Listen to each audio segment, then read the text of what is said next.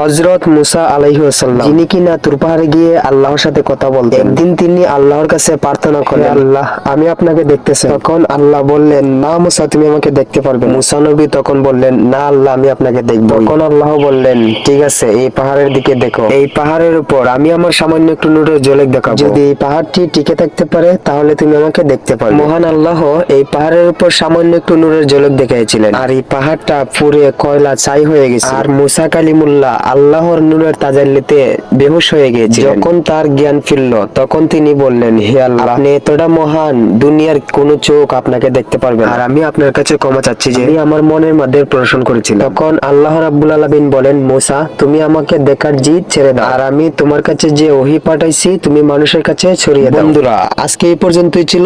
ভিডিওটা ভালো লাগলে অবশ্যই লাইক, কমেন্ট, শেয়ার করবেন। আর আমাদের চ্যানেলে নতুন হলে অবশ্যই চ্যানেলটি সাবস্ক্রাইব করবেন, যেন আমাদের প্রত্যেকটা